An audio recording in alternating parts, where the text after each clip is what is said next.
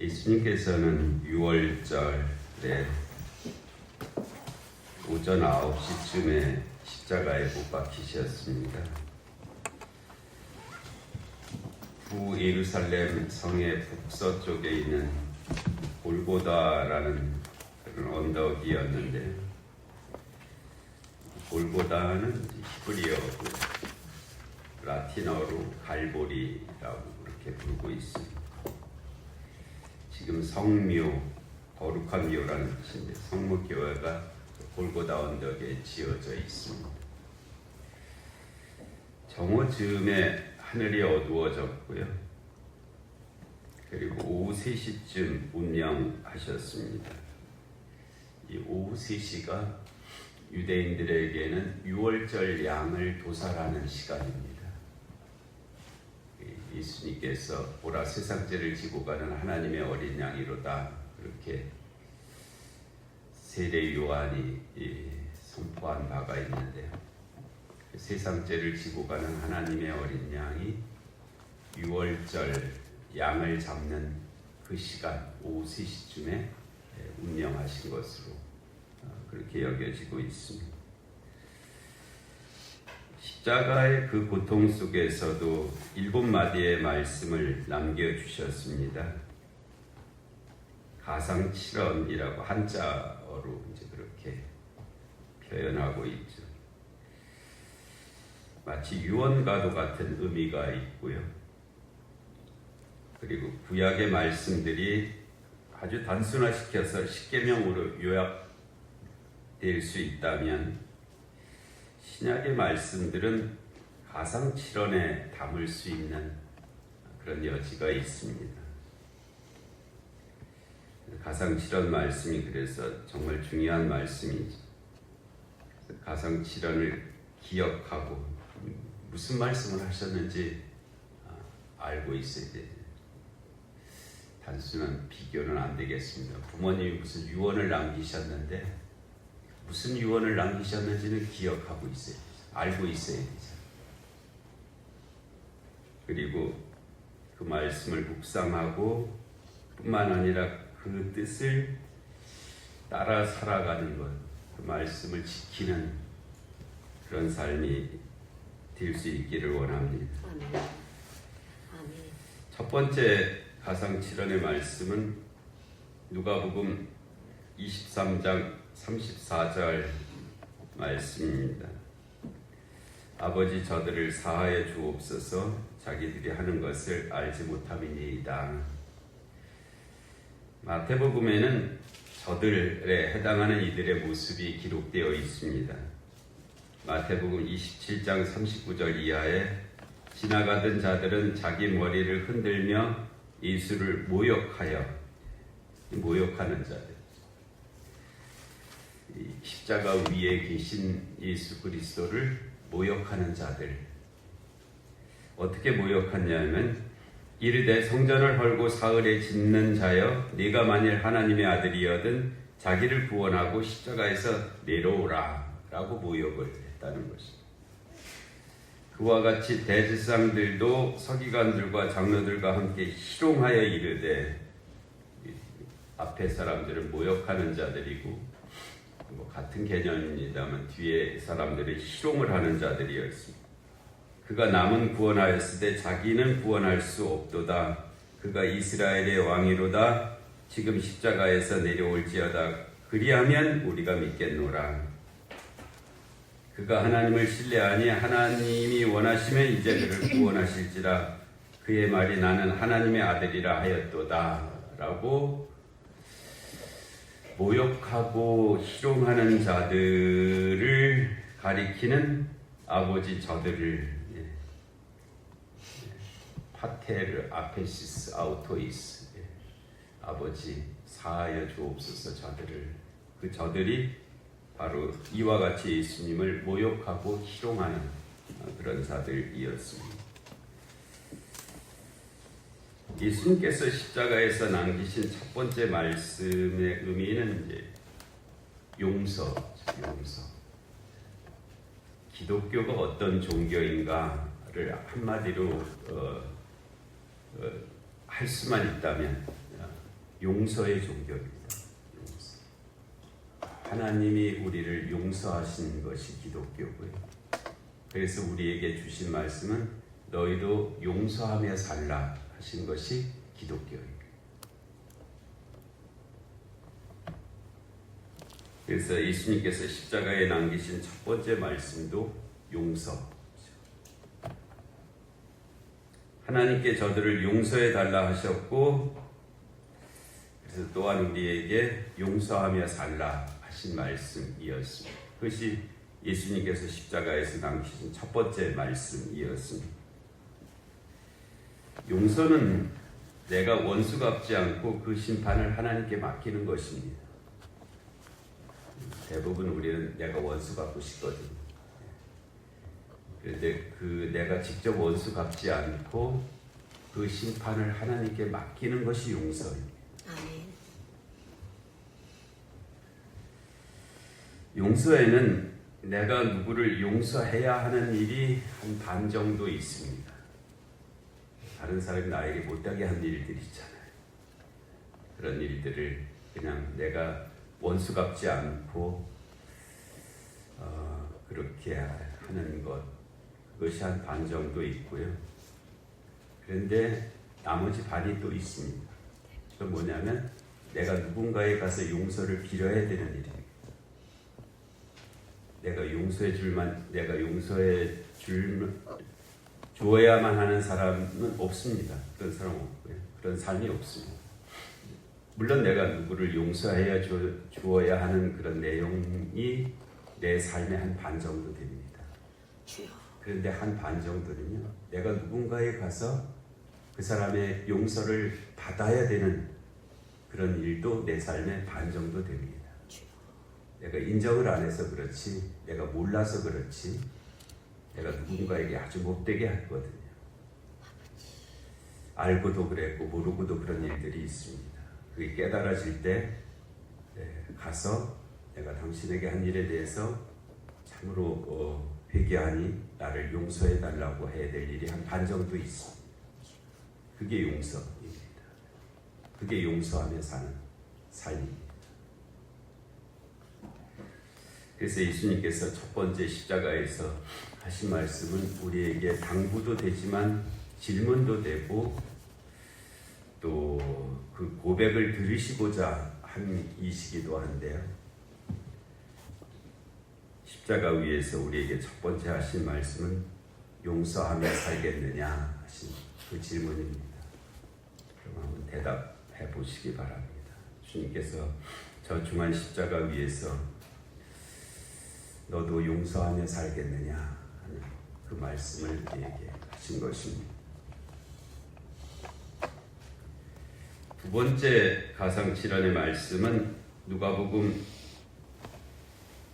23장 43절 말씀인데요. 내가 진실로 내게 이르노니 오늘 내가 나와 함께 낙원에 있으리라 하신 말씀입니다. 골고다 언덕에는 세 개의 십자가가 세워져 있었습니다. 중앙에 있는 것이 예수 그리스도의 십자가이었고요. 좌우에는 강도들의 십자가가 있었습니다. 그들의 말이 서로 달랐습니다. 근데 여기서 이 강도들은 단순한 좀도둑을 가리키는 말은 아닙니다. 단순한 좀도둑들은 십자가형에 처하지 않습니다. 다른 방식으로 처벌을 하죠. 이 십자가, 예수님과 함께 십자가에 처한 이 강도들은 상당한 의미가 있는 사람들이었을 것입니다. 그리고 이제 그런 사람들이 그 시대의 상황에 따라서 그와 같이 이제 처형이 된 것인데, 39절에 달린 행악자 중 하나는 비방하여 이르되 내가 그리스도가 아니냐 너와 우리를 구원하라 하되 하나는 그 사람을 꾸짖어 이르되 네가 동일한 정죄를 받고서도 하나님을 두려워하지 아니하느냐 우리는 우리의 행한 일에 상당한 도움을 받는 것이니 이에 당연하거니와 이 사람이 행한 것은 옳지 않은 것이 없느니라. 엄청난 인격자잖아요. 여러분 그 십자가 위에서 이렇게 말을 할 수 있는 사람은 없습니다. 자기 고통에 그냥 막 악을 쓰면서 그러든지 억울하다고 하다든지 뭐 무슨 다른 말을 하죠. 이런 말 하는 사람은 정말 인격자입니다.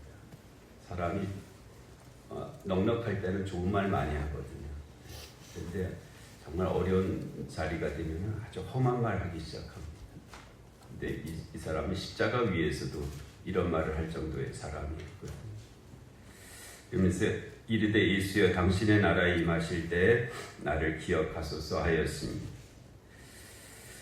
중간에 있는 예수님을 사이에 두고 좌우에 두 강도들이 나눈 이야기가 그런 것이었는데요. 그런데 여기서 우리가 발견하게 되는 것은 예수님 그 중한 십자가에서도 그들의 말을 듣고 계셨다는 것입니다.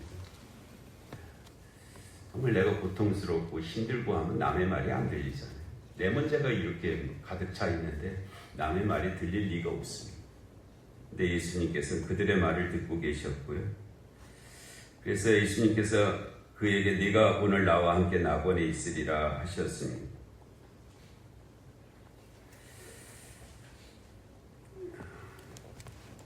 낙원이란 말은 표현은 다르지만 하여튼 천국을 가리키는 그런 말씀입니다.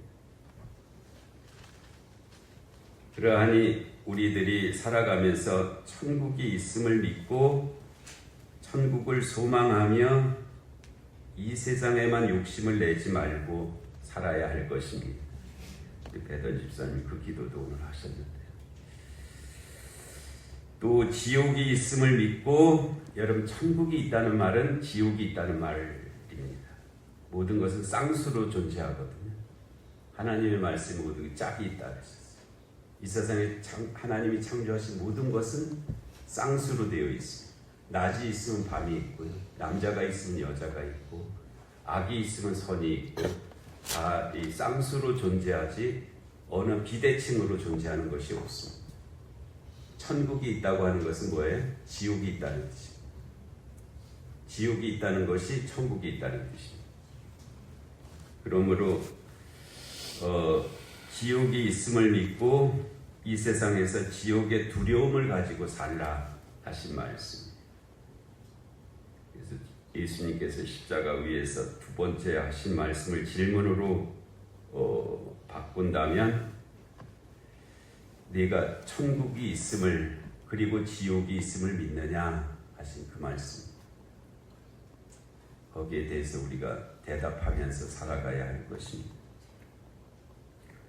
세 번째 말씀은 요한복음 19장 26절에서 27절에 이어진 말씀인데요. 여자여 보소서 아들이니이다, 보라 내 어머니라 하신 말씀입니다. 예수님께서 겟세마네 동산에서 체포당하셨을 때 결국 제자들은 다 도망갔습니다. 다만 요한과 베드로가 대제사장의 재판 자리까지 따라갔죠. 그리고 요한과 어머니 마리아와 다른 여인들은 십자가 옆까지 따라오기는 하였습니다. 요한복음 19장 25절에 예수의 십자가 곁에는 그 어머니와 이모와 글로바의 아내 마리아와 막달라 마리아가 섰는지라, 예수께서 자기의 어머니와 사랑하시는 제자가 곁에 서 있는 것을 보시고 자기 어머니께 말씀하셨습니다.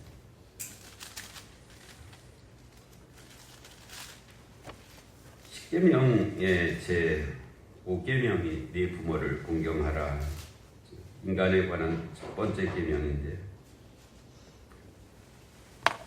예수님께서 그 말씀을 아마 염두에 두시고 또 하신 말씀으로 보입니다. 십계명의 5계명이 네 부모를 공경하라. 가상칠언의 7말씀 중에 세 번째 말씀이 어머니를 부탁하신 그런 말씀, 구조적으로 좀 동일함이 있습니다. 요한은 어머니 마리아를 에베소에 모시고 가서 거기서 돌아가실 때까지 살았다는 것은 전승입니다. 유물도 좀 있긴 하는데 그렇게 되어 있습니다. 또 온 세상을 구원하시는 십자가였지만 가장 가까운 분을 기억하신 자리였습니다. 톨스토이의 말인데요. 제일 중요한 시간은 지금이다. 제일 중요한 사람은 네 앞에 있는 사람이다. 제일 중요한 일은 지금 내가 그에게 할 일이다. 그렇게 우리의 삶을 그렇게 말을 한 바가 있습니다. 지금 예수님께서 그렇게 말씀하시는 거죠.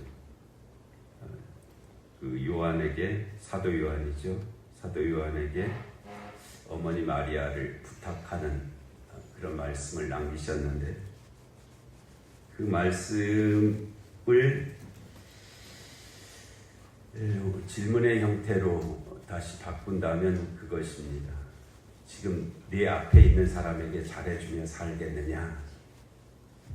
우리의 삶에서 그래서 이 다음에 뭐라 해서 못도 하고 누구를 어디에 가서 못도 하고 그것이 아니고요. 지금 네 앞에 있는 사람에게 잘해주며 살겠느냐?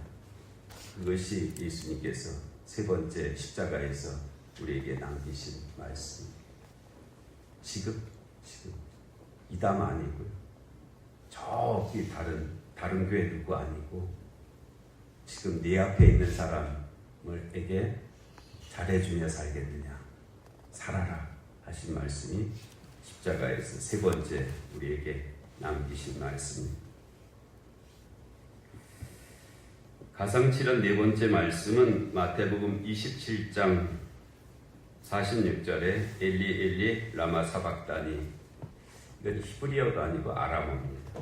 아람어로 하신 말씀. 예수님께서 히브리어를 쓰신 그 당시 일상어가 아람어였을 가능성이 많기 때문에 엘리 엘리 라마 사박다니, 달리다 붐 에바다, 그러니까 예수님께서 직접 하신 말씀들인데 다 아람어입니다.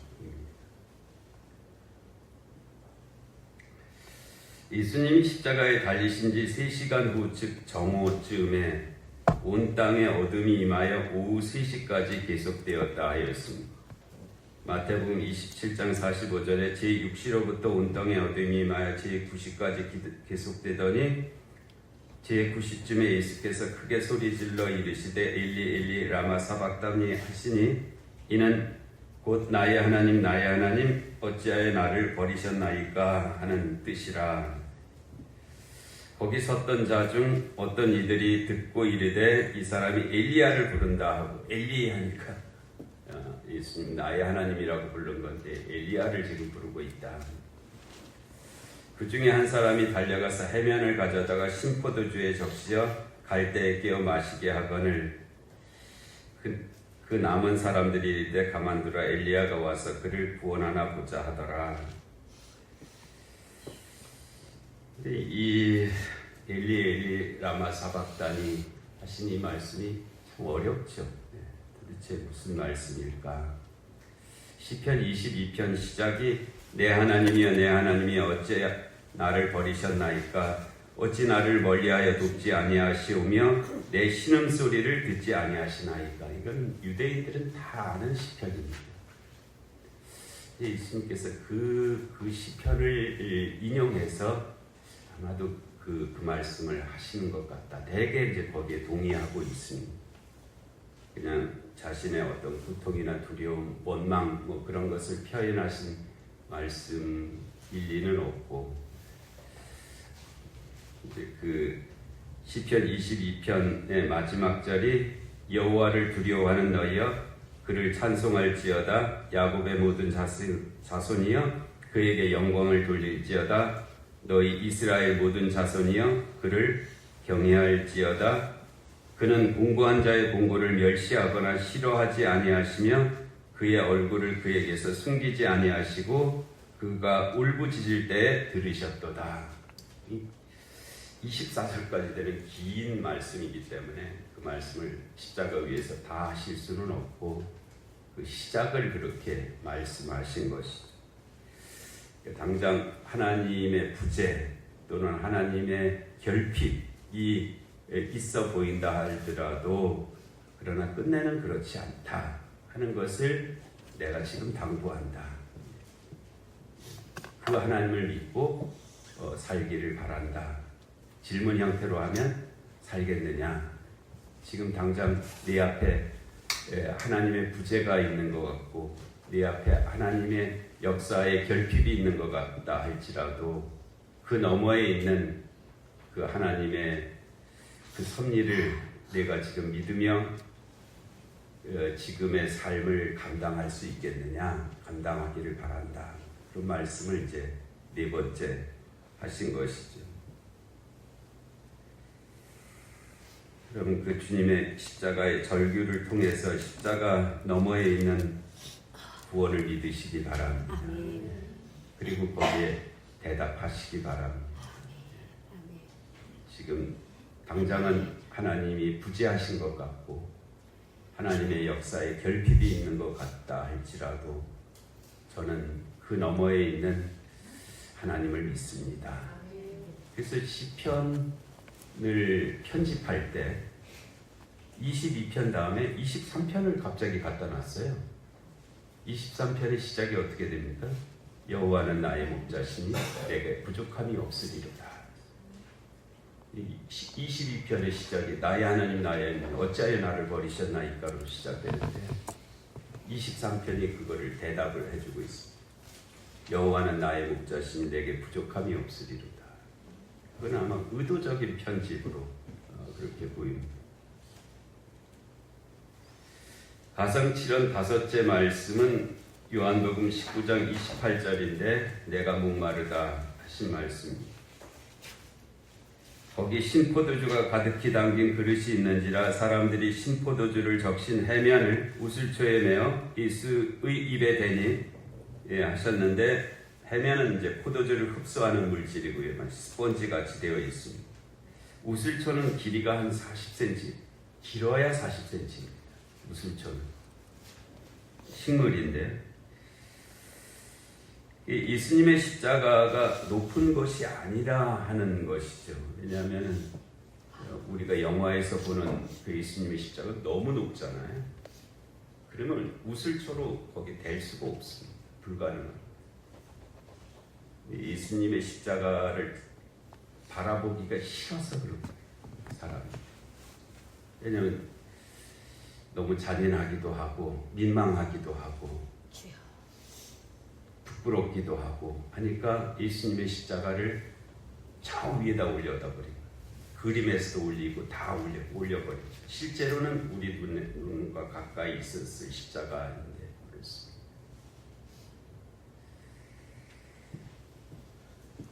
예수님께서 그 십자가 위에서 내가 목마르다라고 그렇게 말씀하셨습니다.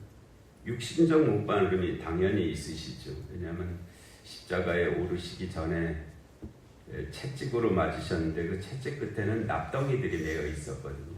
동물 뼈가. 그래서 채찍을 딱 때리면 그냥 피가 그냥 막 흐르게 되어 있습니다. 그러니까 사실은 일찍 죽으라고 그렇게 하는 거거든요. 십자가에서 오래 있지 말고 일찍 죽으라고 하는데 그런데 그 피가 나오면 이제 갈증이 생기잖아요. 육신적 목마름과 함께 하나님의 뜻을 이루기 위한 목마름을 말씀하신 것이죠. 우리들도 살아가면서 이런저런 욕망들을 가지고 살잖아요. 그래서 그렇게 되기를 하는 그 바람이 마치 갈증과 같이 우리의 삶에 있죠. 그렇게 됐으면. 그런데 하나님의 나라와 의를 위한 타는 목마름이 있어야 되겠다 하는 그런 말씀입니다. 내 안에 하나님의 나라가 이루어지기를. 내 안에 하나님의 나라가 이루어지기를. 들여다보면 좀 못된 것들이 좀 너무 많잖아요. 그리고 우리 안에 하나님의 나라가 이루어지기를. 관계죠, 관계. 이 교회가 하나님의 나라인데 이 관계가 좋아야 되잖아요. 그 관계가 좋은 거. 그게 우리라는 게. 그리고 온 세상에 하나님의 나라가 이루어지기를. 우리에게 들려오는 소식은 정말 그렇지 않죠. 전쟁의 소식, 기근과 질병, 재난의 소식들만 들려오고 있는데 우리가 살아가고 있는데 하여튼 내 안에 우리 안에 온 세상에 하나님의 나라가 이루어지기를 바라는 그런 애탐 애타는 마음, 타는 목마름, 예수님께서 그 마음을 가지고 살겠느냐, 살기를 원한다, 내가 목마르다 하신 그 말씀, 거기에 대한 우리의 대답이 있기를 원합니다. 여섯 번째 말씀은 요한복음 19장 30절 다 이루었다 하십니다. 예수님의 공생애는 단지 3년이었습니다. 단지 3년. 거기에 비하면 저는 너무 많이 살았거든요. 단지 3년 동안 하신 일입니다. 예수님은 팔레스틴 땅을 넘어서 다른 세상을 갔다 오신 일도 없으셨습니다. 이상한 이야기 속에 뭐 인도를 가셨느냐 어쩌느냐, 그거는 정말 신뢰할 수 없는 그런 말입니다. 특별한 경전을 남기시지도 않았습니다. 12 제자들이 있었는데 그 중에 하나는 배신을 했고요. 나머지는 다 도망갔습니다. 특별한 건물도 땅도 없으셨고요. 그럼에도 테텔레스타이 다 이루었다 이렇게 말씀을 하셨습니다. 이는 내게 주어진 사명은 내가 다 감당하였다. 아니, 우리의 구원을 위해서 예수님이 다 하셨죠. 남은 것이 더 있는 것은 아닙니다. 그러나 그 예수님의 복음을 증거하는 일은 너의 몫이다. 그렇게 말씀하죠. 내가 할 일은 다 했다. 다 이루었다. 그러나 그 복음을 이 소식을 땅끝까지 증거하는 일은 너희들의 몫이다. 이렇게 다 이루었다 하신 그 말씀입니다. 그래서 그리하겠느냐라는 질문이 거기에 있습니다. 그리하겠느냐. 마지막 7번째 말씀은 누가복음 23장 46절인데 아버지 내 영혼을 아버지 손에 부탁하나이다. 예수님께서 십자가에 달리신 지 6시간 정도 지나셨을 때 운명하셨습니다. 요한복음 19장 30일 이날은 준비일이라 좀 관용어이기 때문에 우리의 상식적인 언어와는 좀 다른 시간대를 가지고 있습니다. 6월절 그 날 자체를 예비일로 그렇게 써온 유대인들의 관습에 의해서 만들어진 표현입니다. 그 6월절에 예수님께서 6월절 양 잡는 그날에 십자가에서 죽으셨거든요.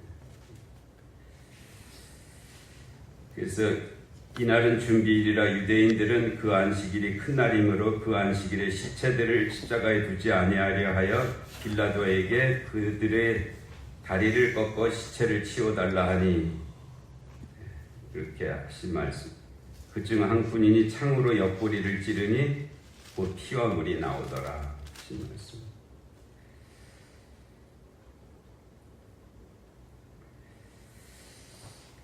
우리의 마지막 주님께서 아버지 내 영혼을 아버지 손에 부탁하나이다.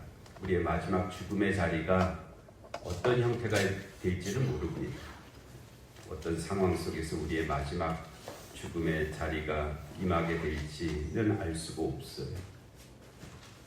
정말 지금 이란 땅 그 어느 곳에서는 그냥 생각하지도 못하는 순간에 폭탄이 떨어져 갖고 한꺼번에 그렇게 되기도 하죠. 우리의 삶의 마지막 자리가 언제 어떻게 임할지는 우리가 알 수가 없는데 그렇지만 그 마지막 자리가 하나님 아버지의 품에 임하는 그런 자리가 될 줄로 믿습니다. 그래서 그것을 믿느냐, 그런 삶을 살겠느냐 하신 그런 마지막 당부를 우리에게 또 질문의 형태로 우리에게 주신 말씀이죠. 우리가 믿는다는 것은 십자가의 그리스도의 대속을 믿는 것입니다. 믿는다는 말을 여러 분야의 상황에 사용할 수 있습니다. 그렇지만 가장 그 중심은 뭐냐 하면은 십자가의 그리스도의 대속, 그것을 믿느냐 하는 것이 믿는다고 하는 말의 거의 대부분입니다. 나머지는 이제 그거에 적용에 해당하는 것들이 있고요. 그러니까 주님께서 나의 죄를 대신해서 십자가에 죽으셨음을 믿느냐? 그게 믿는다는 것이죠. 믿는 자에게 능치 못한 일이 없다 하면서 이것도 잘하고 저것도 잘하고 이것도 할 수 있고 저것도 할 수 있고, 그것은 이제 부록에 가까운 그런 것이고, 중심은 그리스도, 나의 죄를 그리스도께서 저 십자가에서 대속하셨음을 믿느냐 하는 것이 믿는 것입니다. 그리고 우리가 거기에 대해서 믿는다라는 이제 고백을 한다면, 믿는다고 우리가 말을 한다면, 응답한다면, 근데 그 응답하는 우리의 삶에 대속적 고난이 없다면, 내가 예수님이 우리의 죄값을 십자가에서 대신 치르셨다는 것을 믿는다고 고백은 하면서도 나의 삶은 거기에 전혀 비슷하지 않고 가까이 가지 않는다면, 그런 상황 속에서 내가 믿는다고 하는 그 믿는다는 말이 도대체 무슨 말이냐? 내가 무슨 말로 그 내가 믿는다고 하는? 물론 우리가 뭘 행하는 것이 예수 그리스도의 대속에 도움을 되는 것은 아닙니다. 그렇지만 내가 믿는다고 하는 그 말이 도대체 뭘 갖고 믿는다고 말을 한 거예요? 내 삶에 대속적 고난이 전혀 없는 삶만을 추구한다면 내가 믿는다고 하는 것이 도대체 뭘 믿는다고 말한 것입니다. 그리고 예수님께서 이제 그 대속적 고난을 믿으라고 말씀하셨고, 또 하나가 믿을 뿐더러 그것을 증거하라고 사명을 주셨잖아요. 사명. 예수 그리스도의 대속, 즉 십자가를 전하는 그 사명이 우리에게 있는데, 우리가 누군가에게 가서 예수 그리스도의 십자가가 있습니다 라고 말을 할 때 말하는 그 자신이 예수 그리스도의 십자가와 전혀 무관한 그런 모습으로 상대에게 비친다면 그게 전달이 되겠습니다. 그냥 십자가는 귀걸이에만 있고 목걸이에만 있고 반지에만 있고 그런다면은, 내가 십자가를 전하는 사명을 받은 자로서 누군가에게 다가갔을 때 설득력이 없겠죠. 전달이 안 될 겁니다. 그럼 우리는 사명을 감당하지 못하는 자가 될 것입니다.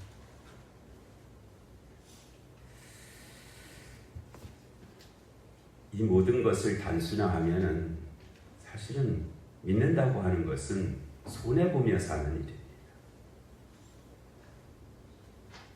우리의 일상적인 삶이 언제든지 손해볼 수 있음을 받아들이면서 사는 삶이 믿는다는 것이죠. 왜냐하면 십자가의 삶은 그러하기 때문에 그렇습니다. 하나도 손해 안 보려, 조금도 손해 안 보려. 그것은 십자가와 무관한 것이고 가상칠언과 무관한 그런 삶이 될 것입니다.